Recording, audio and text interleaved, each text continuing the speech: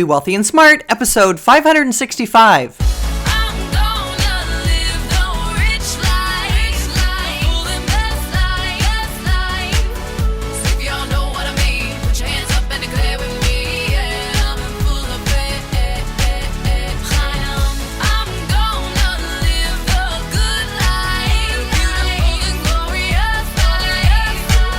Step into a world of wealth and financial freedom without budgets, boredom, or bosses on Be Wealthy and Smart.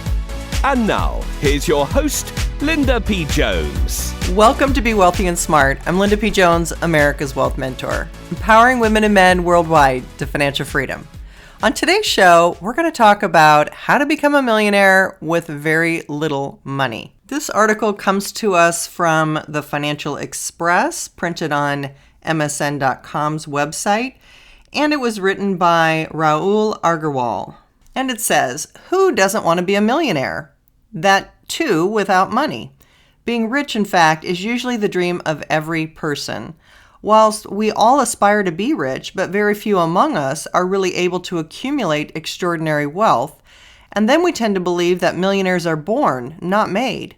However, this perception is not entirely true. Not all millionaires have inherited their wealth. In fact, there are equally good number of people who have been able to make a lot of money without inheritance or upfront investment.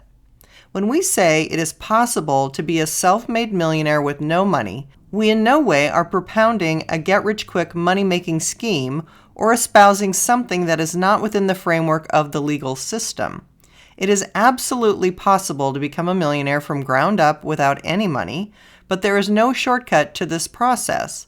There are plenty of real-life examples of people who have made it big through their own efforts.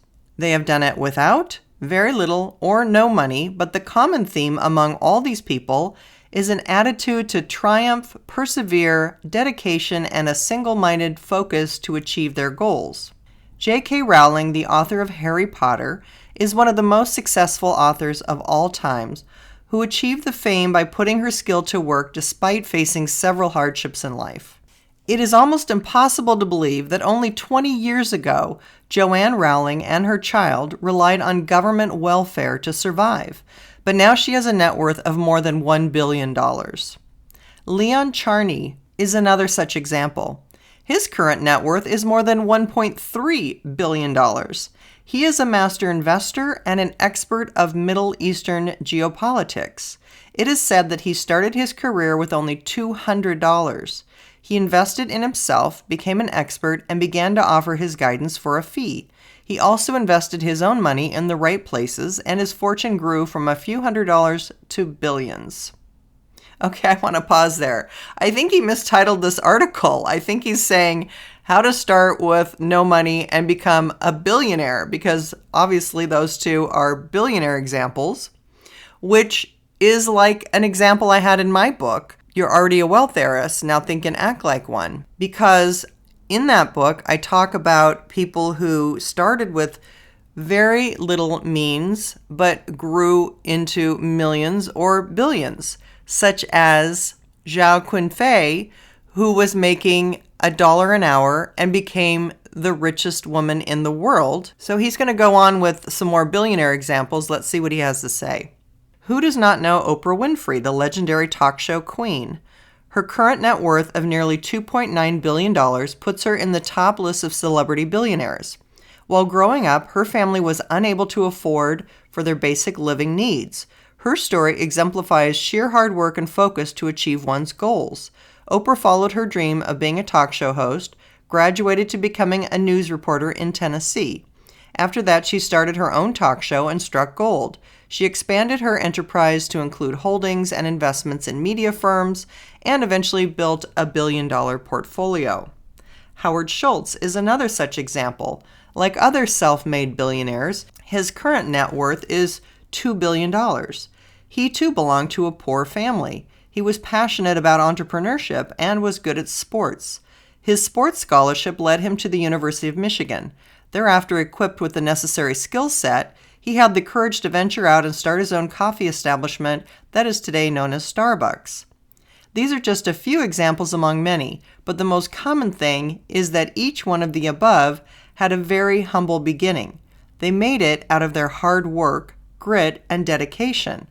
The ways to become a self-made millionaire and the ways to earn money are altogether different things. You can earn money through several hundred ways.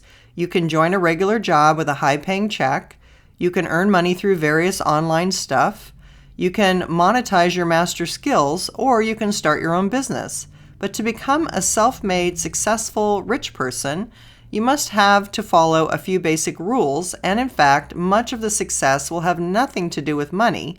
And the most important part is that the journey has to begin with the right mindset, attitude, people skills, cash management, and other good habits. All right, I want to pause there.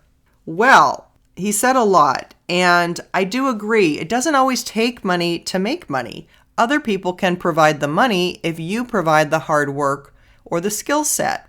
One example would be, let's say you want to flip houses. One partner has the money, the other partner has the skill set and hires the contractors or does the work themselves and then gets the property sold, and you split the profits. One had skills, the other had the money, and they both come together in a perfect partnership. That's an example of not needing any money in order to create money. So it's possible to not need any money, but you do have to have some sort of skills or talents. I like the fact that, of course, he mentioned the right mindset, and that has a lot to do with it. It's what you believe to be true. If you believe that you could do that, if you believe you could find that partner to do that, there's all sorts of mindset that just goes into the example I just gave you. Someone starting out is going to have a positive mindset in order to have all of those things work out right and to complete that deal.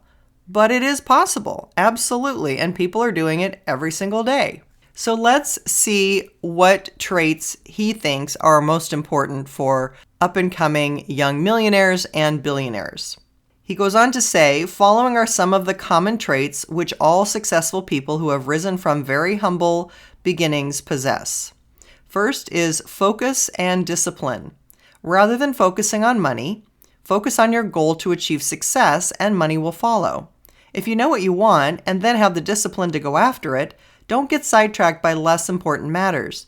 You may cut expenses or, better yet, look for ways to increase your income to meet your goal, but you must have to stick with your goal to become a millionaire. Second, put your skill to work that you love to do and chase your dreams. If your aspiration to start your own business or work is motivated just because you don't like to work for someone else or are not getting enough pay, then it's likely that you will not go too far in life.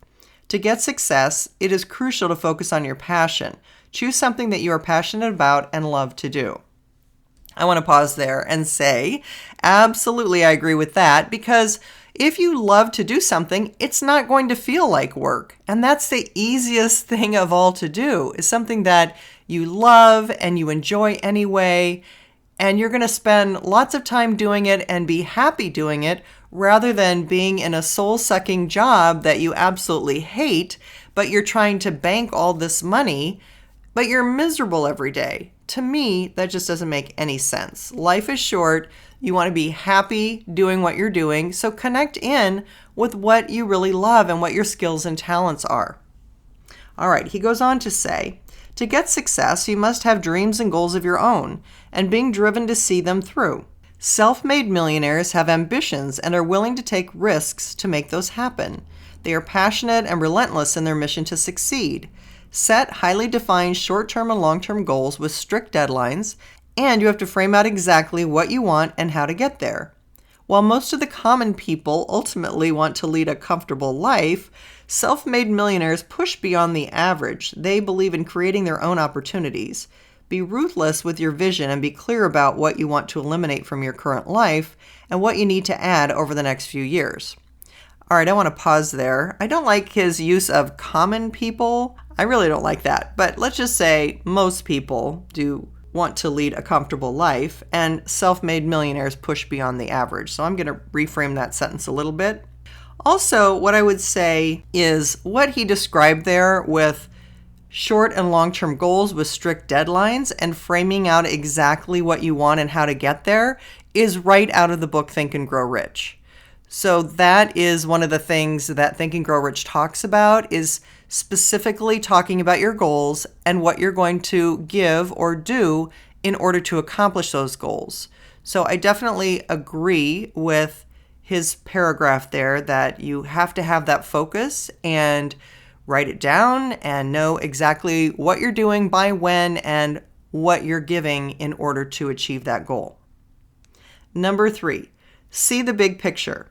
Expand your focus from the short-term success to the bigger picture of how you want your life to be shaped. Keep your eye on the biggest, most motivating reward and let yourself be continually driven and inspired to achieve that. Set bigger goals for yourself. Choose something that is not easily achievable, something that will make you stretch your faculties to the maximum. All right, well, I like that you're stretching for a big goal. That is, in other words, think big. And when I was younger, I read lots of books about thinking big. And I used to work for someone who said, think big and add a 0. Meaning, if you're thinking big and you think $1 million is big, add a 0 to that and make it $10 million as your goal. So as long as you're shooting for the stars, you may as well make it a really big goal. Number 4, take calculated risks and persevere through failures. While the middle class lives in fear of risking too much, often content to stay in their lane, millionaires strive to move out of theirs and know when to go for it. Ordinary folks do not go beyond their comfort zone so as not to upset the milk cart, but the fact here is that without taking calculated risks and overcoming fear, you would never become a millionaire. You need to take calculated risks to be a self-made millionaire. When deciding whether or not to take a risk, ask yourself, what is the worst-case scenario? Evaluate the costs versus reward probabilities before jumping in with both feet. If you can anticipate the worst outcome, you can survive the odds. Millionaires overcome fear with knowledge and educate themselves before taking risks, and then they consider the consequences of failing. They calculate the intensity of the risk versus the power of the reward. If you can survive the worst that could happen, and if the most likely thing to happen will get you closer to your goals, then go for it. I want to pause there and say what I like best about that was talking about moving outside your comfort zone. That's something that I really believe, but I haven't talked a lot about. But I definitely feel that to be true. That in order to make progress, we have to move outside of our comfort zone. We're going to have to learn new things and do things for the first time that we haven't done before. And that requires being uncomfortable. It requires stretching and reaching and using that discomfort to grow as a human being. So I really agree with that. I also want to say that usually we hear making your first million is the hardest. I've talked about that before. And it's the hardest because oftentimes we don't really believe that we can make $1 million. So we have to prove to ourselves that we can make $1 million. And then once you've done that, the second million is so much easier because you've already done it. So now you believe it and you're not dealing with a lot of mindset blocks and disbelief and skepticism and doubt and negative self-talk and things like that. Number 5. Keep your thirst for knowledge lifelong, be more innovative, and embrace change. One of the main secrets of self-made millionaires is that they are passionate learners, and their learning curve actually has been shown to go up after formal schooling rather than flattening. They are voracious readers and always remain eager to know about the world around them. They reinvent themselves and their business on a regular basis as the market and technology changes. Invest in yourself first, even if you know nothing right now. Instead of resisting every change, figure out what caused it and move forward by creating a solution that capitalizes on the new opportunity. Well, I definitely agree you want to invest in yourself. Warren Buffett said the most important investment you can make is in yourself. Number 6, shift focus from spending to investing. You can never build wealth if more money is leaving your wallet than what is coming in. This is especially true for a salary earner who aims to become a millionaire. You don't need to earn a lot of money to become wealthy. It's what you do with that money that matters. The rich don't spend money, they invest. They count every penny and put it in somewhere productive. The worst you can do in your drive to become a self-made millionaire is to spend your earnings. You have to develop the habit of buying what is an absolute necessity of life instead of spending on pleasures. You have to draw up a plan of what percentage of your profits to plow back into your business and what percentage to invest into other things. To summarize, having a lot of money to start with is not a prerequisite to becoming successful or extremely wealthy. The only way to become successful and have that success translate into wealth is sheer hard work and grit, the ability to take risks and make the most out of opportunities that come their way. This is what separates the normal folk from the extremely successful. It is important to remember that all the successful self-made millionaires had something special that set them apart. Either they were gifted with that talent or they acquired it through sheer hard work. End of article. Well, I agree. You have to go from spending to investing, and that's where in the 6 Steps to Wealth, I talk about saving your nest egg and then investing in a money engine, step 4. What rate you do that is up to you. In other words, some people are trying to save every single penny and don't want to spend even a cent. Other people are giving themselves a little bit more slack and room and a bit more moderation, which is what I like to see. Because ultimately, it's the investing and the compounding that's going to build the wealth. Now, the more money that you can invest and start that situation and get the money engine going is certainly going to be to your benefit. But the reality is it's the compounding rate that is going to create the wealth. Warren Buffett has been compounding at a long-term rate of about 20% now. And so it's his compounding rate that made him one of the richest men in the world, not the amount of money that he started with. The other thing I want to point out is that we all have some untapped ability within us. We all have talents. We all have strengths. We all have passions that we love to do certain things or hobbies or interests. And those things are often things that can be monetized. He gave several examples in just this article of that being true. So what I would say is look at your strengths. And if you're not sure what some of your strengths are, take the test by Marcus Buckingham. He wrote a book about your strengths and following your strengths. And I really think the best idea is to use your strengths and develop those into a business, if possible, by starting with a side hustle, doing this gradually, and then being able to move into it full time. I reference some of that ability in my book, You're Already a Wealth Heiress, Now Think and Act Like One. Here's what I said on page 17. Will you choose to develop your potential? A tree seed will grow when planted and watered, and the potential for a large, glorious tree already exists within the seed. It is a law of nature. You also have inherited the potential to realize your inner wealth heiress, a confident woman with success and wealth. Now it is up to you to add the water that creates the beautiful tree, the decisions, determination, and actions to become a millionaire. Your life is what you make it. It is up to you what you do with it. Are you holding yourself back and letting your seed of potential lie dormant? Or are you developing it into a beautiful flowering tree that creates an abundance of seeds and your beautiful wealth heiress? I think when our life is over and we reach the pearly gates, we may have to account for how much or how little of our potential or talents we used. I imagine a conversation with God that goes like this. Person: Hello, God. God: Hello. Tell me about your life and why you chose the life you did. Person: What do you mean? I lived the life you gave me. God: I would have given you anything you believed you could be, do, or have. Why did you choose so little? Why indeed do some people choose so little? Why not go for it with gusto and reach for the stars? The decision is ours. Far too often, we do not try. We accept less than we should, and we don't realize the full splendor of our wealth heiress. Of course, we have doubts and uncertainty. Maybe we even lack confidence. But that has not stopped some women from having a big vision and working to make it happen. How did they do it? Are they geniuses?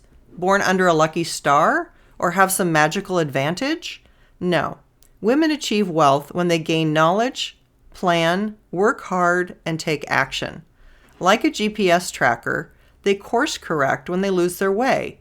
Examples of women who have achieved world-changing success provide a beacon for all of us as we activate our own wealth heiress. I will share stories of successful women entrepreneurs who are everyday people that have been able to create wealth.